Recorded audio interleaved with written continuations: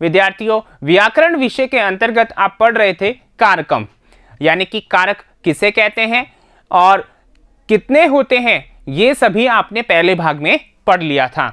आपने पढ़ लिया था कि क्रिया का जिस पद के साथ सीधा संबंध होता है, या यूं कह लीजिए कि जिस पद का क्रिया के साथ सीधा संबंध होता है वह कारक होता है, और कारकों की संख्या 6 होती है। कर्ता कारकम, कर्म कारकम, करण कारकम, संप्रदानम, अपादानम, अधिकरणम च। ठीक है, तो ये सब आपने पढ़ लिया था और आपने ये भी जान लिया था कि कारक विभक्ति किसे कहते हैं और उपपद विभक्ति किसे कहते हैं।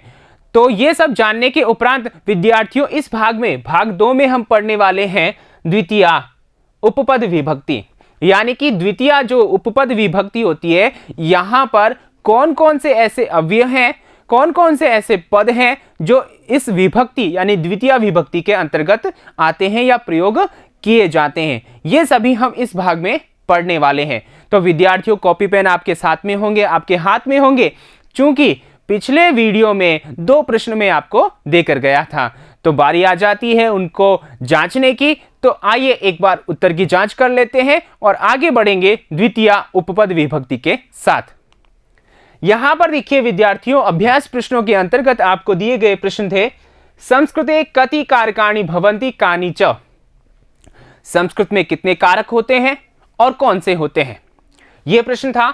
तो यहां पर देखिए एक जो छोटा प्रश्न होता है एक पद वाला, वो भी आपसे पूछा जा सकता है, लेकिन यह प्रश्न यहां देने का मतलब है पूरा जो उत्तर है वो इसी में आ गया और यहां से बहुत सारे प्रश्न बन सकते हैं। ठीक है, तो देखिए संस्कृते कति जो हमारा प्रश्नवाचक पद है उसको हटाया, षट लिखा क्योंकि 6 होते हैं, कारकाणि भवन्ति, ठीक है, कारक होते हैं, तानि यथा और वे हैं, ठीक है ना, वे इस प्रकार है कर्ता कारकम, कर्म कारक, करण कारक, संप्रदानम, अपादानम, अधिकरणम इति।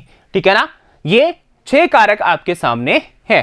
ठीक है, आ गई बात समझ में। तो इस प्रकार आपको उत्तर लिखना है और आपने ऐसा ही उत्तर लिखा होगा। ठीक है ना। अगला प्रश्न था हमारा उपपद विभक्ति ही का भवति। उपपद विभक्ति क्या होती है, तो यहां पर देखिए पदम आश्रित्य या विभक्ति ही भवति प्रयुज्यते वा सा उपपद विभक्ति ही भवति। ठीक है, बहुत ही सीधा सिंपल सा जवाब है कि यहां पर पद को आश्रय करके जो विभक्ति होती है या प्रयोग किया जाता है जिसका, ठीक है ना, तो सा उपपद विभक्ति भवति, वह उपपद विभक्ति होती है। आ गई बात समझ में विद्यार्थियों। तो इसी उपपद विभक्ति को हम पढ़ने वाले हैं और सबसे पहले भाग 2 में हम पढ़ने वाले हैं द्वितीया उपपद विभक्ति। तो आइए विद्यार्थियों शुरुआत करते हैं। देखिए आप इसको लिखना ना भूलें, ठीक है ना, और समझना तो कतई ना भूलें, ठीक है ना।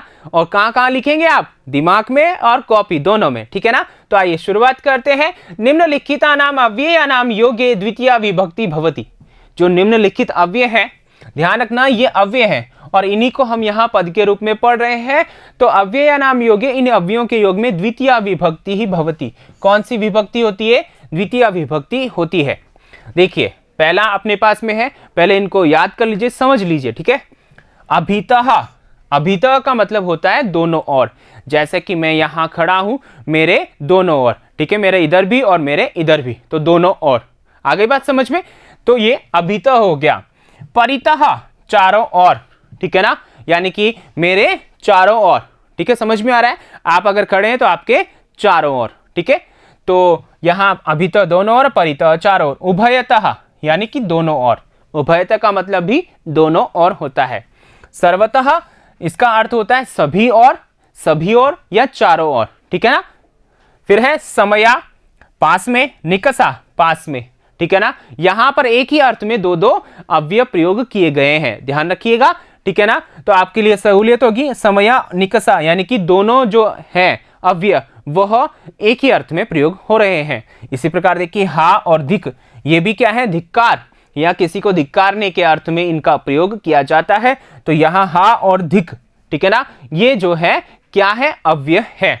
तो समझ में आ गया। अभितः दोनों ओर, परितः चारों ओर, उभयतः दोनों ओर, सर्वतः चारों ओर या सभी ओर, समया निकषा पास में, हा धिक क्या हो गया, धिक्कार, ठीक है। तो इन सभी के योग में जो है कौन सी विभक्ति होती है, द्वितीया विभक्ति होती है।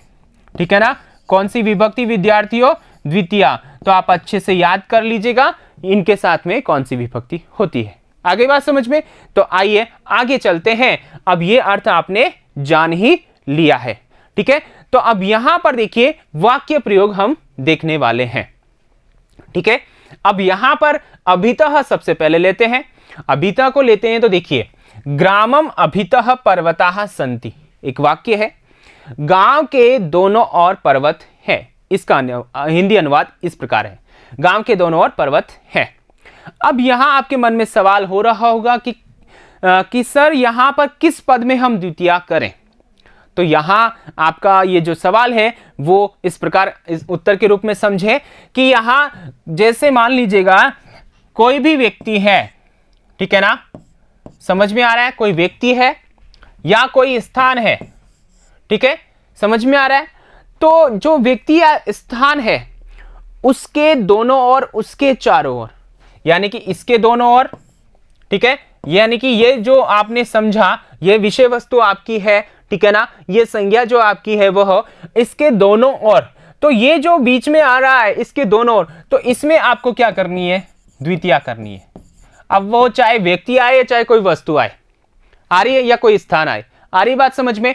तो जैसे कि मान लीजिएगा मैं हूं, ठीक है, तो मेरे दोनों ओर, समझ में आ रहा है? तो मुझ में कौन सी विभक्ति होगी? द्वितीया विभक्ति होगी। इसी प्रकार यहां देखिए गांव के दोनों ओर, तो यहां पर आपको समझना है कि ये आपका गांव है, ग्राम, ठीक है ना, या गांव कह लीजिए, ठीक है ना। तो ये आपका क्या है? गांव है, और इसके दोनों ओर क्या है? पर्वत है। क्या है? पर्वत है। बात समझ में आ रही है? तो गांव के दोनों ओर है, तो ये जो गांव है इसमें द्वितीया विभक्ति होगी, तो ग्रामम में द्वितीया हो गई, ठीक है ना। और अभितः, और उसके तुरंत बाद में जिसमें द्वितीया विभक्ति होगी, जिस पद में, विद्यार्थियों ध्यान से सुनिएगा और लिख लीजिएगा कि जिस पद में या जिस जो व्यक्ति विशेष है, वस्तु विशेष है, ठीक है, उसमें द्वितीया विभक्ति होगी, उसके तुरंत बाद में अव्यय पद का प्रयोग होगा, जैसे कि अभितः, उभयतः, परितः इत्यादि। बात समझ में आ गई ना? तो यहां पर देखिए ग्रामम में द्वितीया हो गई, ठीक है ना, यहां कौन सी विभक्ति हो गई? द्वितीया, और ये आपका क्या है? अव्यय पद है। आ गई बात समझ में? अब जो है वो कर्ता के रूप में है, जैसे कि पर्वत है, तो यहां पर तो कर्ता है ये, और कर्ता है तो इस कारण से यहां कौन सी विभक्ति हो गई? प्रथमा विभक्ति हो गई। आ गई बात समझ में विद्यार्थियों? बात समझ में अच्छे से आ जानी चाहिए, ठीक है।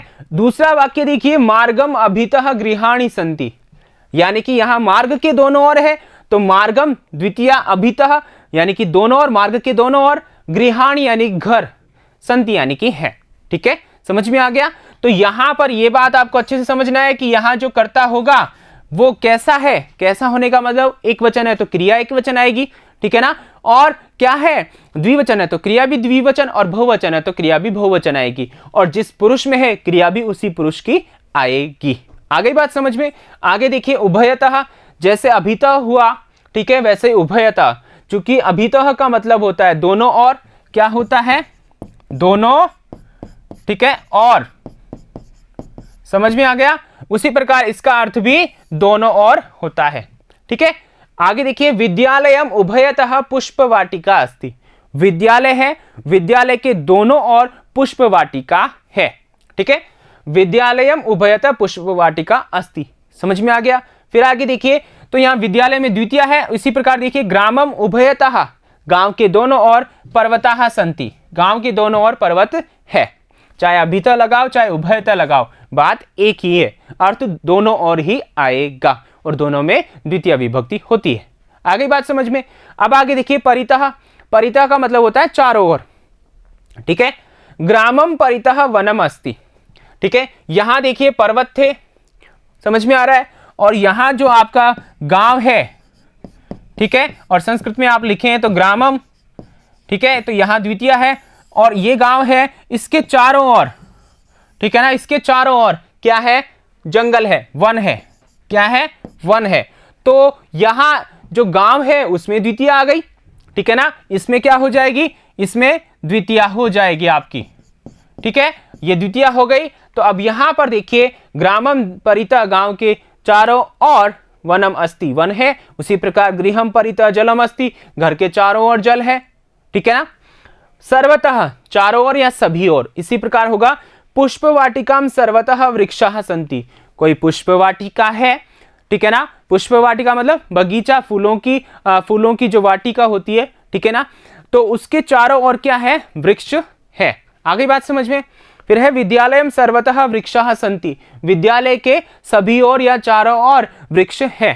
ठीक है, समझ में आ गया ना। तो ये वाक्य आपको अच्छे से समझना है। वापस मैं एक बार फिर से बताता हूं कि जो व्यक्ति या वस्तु या कोई स्थान, उसके दोनों ओर या उसके चारों ओर बात होती है तो उस स्थान या उस व्यक्ति विशेष में द्वितीया होगी, और उसके बाद में तुरंत अभितः परितः या उभयतः सर्वतः या समया निक्सा हादिक, ये सभी जो है अव्यय हैं वो लग जाएंगे। ठीक है ना। आगे बात समझ में। और इसी प्रकार ये वाक्य बन जाएंगे। ठीक है ना। तो यहां से प्रश्न भी ऐसे हो सकता है विद्यार्थियों कि आपको ये वाक्य दे दिया, जैसे गृहम परितः जलम अस्ति, ये वाक्य दे दिया। यहां कह दिया कि यहां पर अव्यय छांटकर बताओ, पहला प्रश्न। तो अव्यय आपका कौन सा है, परितः। ठीक है। दूसरा प्रश्न है यहां पर रेखांकित पद में कौन सी विभक्ति है, इसको रेखांकित कर दिया और पूछा कि कौन सी विभक्ति है बताओ, कारण सहित बताओ। ठीक है। तो द्वितीय विभक्ति है, क्यों, परितः योगे। ठीक है, किसके योग में, परितः के योग में। ठीक है। और आपसे ऐसा पूछ सकता है कि परितः इसको लेकर के एक वाक्य बनाओ। ठीक है, ऐसा भी पूछ सकता है। और आपको मंजूषा दे सकता है पुरतः परितः। ठीक है, और उसमें छांट के लिखो। काफी सारे प्रश्न बन जाते हैं, हम अभ्यास करेंगे। आइए आगे चलते हैं। आगे देखिए समया निकसा, यहां देखिए ये निरुषा नहीं है, यहां निकसा है। ठीक है, क्या है, निकसा है। ठीक है। हाँ धिक। अब आगे देखिए गृहम समया विद्यालय अस्ति, घर के पास, गृहम यानी घर के पास, समया यानी पास में, और विद्यालय अस्ति विद्यालय है, घर के पास में विद्यालय है। अब यहां पर देखिए ये भी वही है जैसे अभितः परितः लगाया, तो जिसके पास में है उसमें द्वितीया, घर के पास में है तो घर में द्वितीया, और उस पास के लिए हमारे पास में क्या है, समया। ठीक है, समया और निकसा इन दोनों का अर्थ क्या होता है, पास में। ठीक है, आप यूं भी कह सकते हो समीप। ठीक है, में। ठीक है, आगे बात समझ में। दूसरा वाक्य देखिए विद्यालयम समया, विद्यालय के पास में, देवालय अस्ति, देवालय है यानी मंदिर है। फिर देखिए निकसा, गृहम निकसा विद्यालय अस्ति, विद्यालयम निकसा देवालय अस्ति। ठीक है। अब यहां पर देखिए ये दोनों देखिए हा और दिक। ठीक है, हा देखिए दुर्जनम हा, दुर्जनम हा यानी कि दुर्जन को धिक्कार है, दुर्जन पर धिक्कार है, दुर्जन को धिक्कार है या दुर्जन पर धिक्कार है। तो जिस पर धिक्कार है, जिस व्यक्ति पर, उसमें द्वितीया आएगी। दुष्ट को धिक्कार है, दुष्टम धिक। ठीक है ना। किसी का नाम ले लें कि रमेशम धिक। ठीक है ना, रमेशम हा। ठीक है, धिक का भी यूज कर सकते हैं, धिक का भी प्रयोग आप कर सकते हैं। तो यहां पर देखिए रमेशम हा यानी रमेश पर धिक्कार है, रमेश गलत काम करता है इसलिए धिक्कार है। समझ में आ रहा है। तो यहां कोई व्यक्ति विशेष का नाम भी हो सकता है, दुष्ट, दुर्जन। ठीक है, समझ में आ गया होगा। उसी प्रकार धिक है, दुर्जनम धिक, दुर्जन को धिक्कार है या दुर्जन पर धिक्कार है। कुपुरुषम धिक, कुपुरुष यानी बुरे पुरुष पर धिक्कार है या बुरे पुरुष को धिक्कार है। आगे बात समझ में। तो यहां पर जिस व्यक्ति विशेष की बात करें उसमें द्वितीय, और उसके तुरंत बाद क्या कर ले, हम यहां पर अव्यय का प्रयोग कर ले।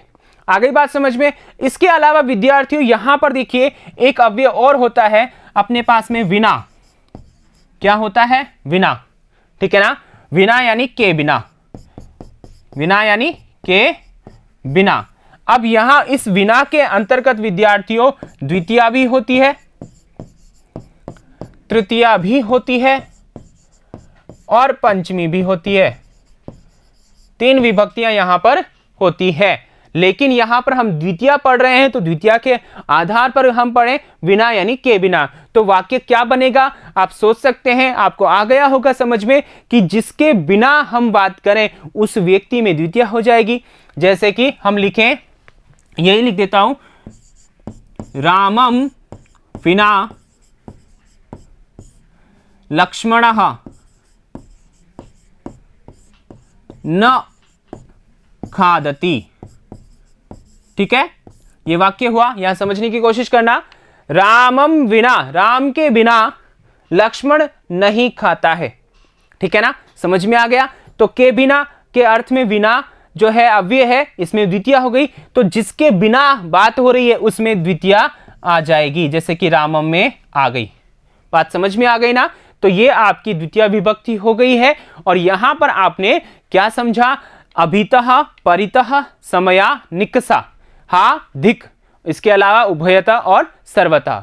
तो जिस व्यक्ति या वस्तु विशेष के दोनों ओर या चारों ओर बात की जाती है तो उस व्यक्ति विशेष या वस्तु विशेष या स्थान विशेष में द्वितीय विभक्ति का प्रयोग किया जाता है, और उसके तुरंत बाद उस अव्यय का, उस अर्थ वाले अव्यय का प्रयोग किया जाता है। आ गई बात समझ में विद्यार्थियों। तो यह आपका द्वितीय उपपद विभक्ति का प्रयोग आपने वाक्य में देखा। आइए आगे चलते हैं अभ्यास प्रश्नों के साथ। यहां पर देखिए विद्यार्थियों, प्रश्न है कोष्टकात उचितम अव्ययम चित्वा रिक्त स्थानानि पूरयत। ठीक है ना, यहां पर रिक्त स्थानों की पूर्ति करनी है। कोष्टक में आपके यहां अव्यय दे रखे हैं, ठीक है, और उनको सही यहां पर भरना है। आ गई बात समझ में, ठीक है ना। तो यहां पर आप अवयवों का उत्तर दीजिए अपनी उत्तर पुस्तिका में, और आगे हम अगले वीडियो में अगली उपपद विभक्ति यानी तृतीया को लेकर प्रस्तुत होंगे। धन्यवाद।